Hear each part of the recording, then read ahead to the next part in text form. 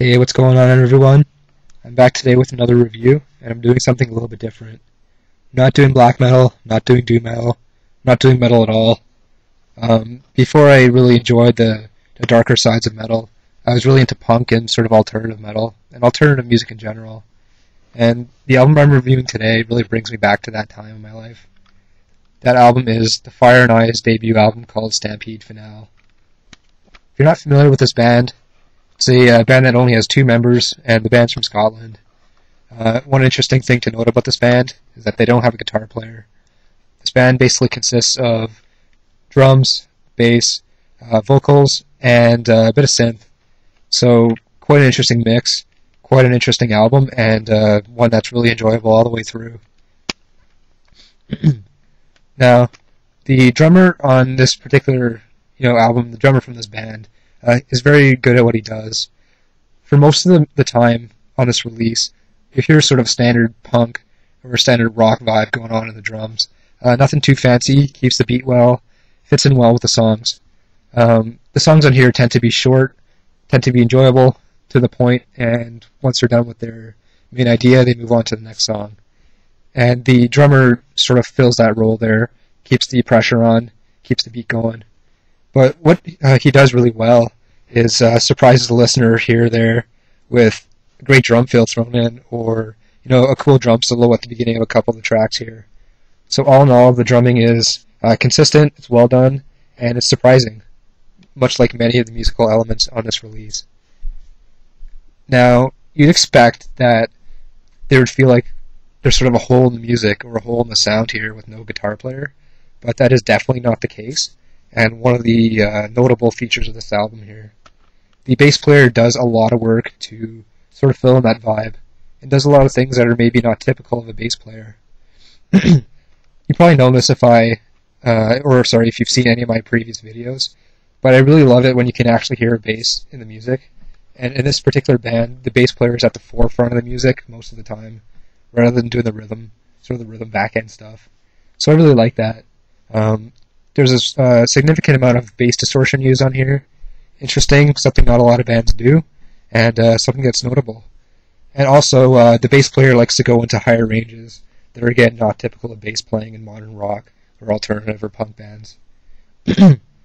Now, like I mentioned, there is definitely a punk vibe going on in here, but the bass playing sort of goes beyond that, more into alternative and even experimental and, various types of alternative music here, some of which are hard to describe or hard to analyze.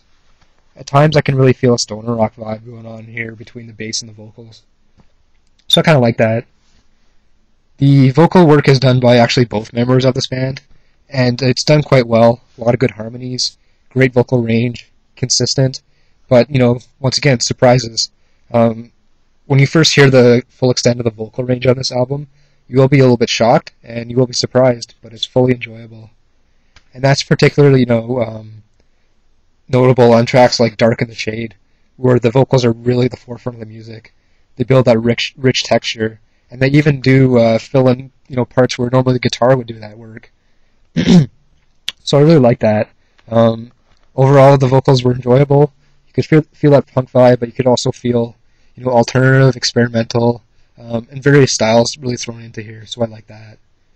And lastly, the synth effects were, included on various tracks. I thought they were well done. They were tasteful, not cheesy, and they really fit in well with the bass playing. They sort of form that, that lead part between the two of them.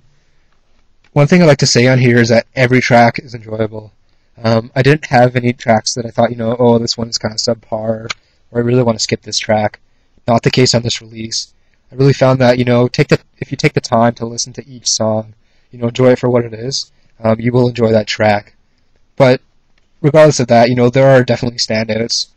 And for me, those standouts were Mr. K. That's one of the standout tracks. It definitely gave off a vibe that was almost dance-oriented. Could almost feel a techno influence in there, which sounds odd. But, this is a surprising band. They throw in, flavors and styles that you wouldn't expect from alternative music in general. So I really applaud the band for doing that. And my other, favorites on here were Fuck the Cliche and Dark in the Shade.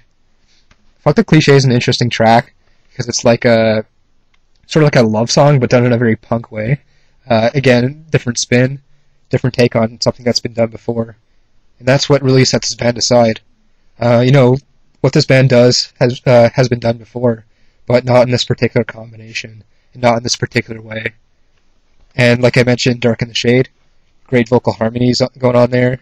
You get the two vocalists, trading off here and there. Parts where you can hear them singing different styles or different sounds at the same time, and also parts where they kind of blend well together. So, despite that consistency and despite the preconceived notions and styles going into here, lots of surprises, lots of tricks thrown in between all the different instruments. Overall, The Fire and I has been a really enlightening listen for me. I've been listening to this quite a lot over the last week or so, and I really recommend you check them out. Not well known yet, but I think this band deserves to be well known, and they deserve any support they're getting, plus some. So thanks a lot for watching this video, and have a good one.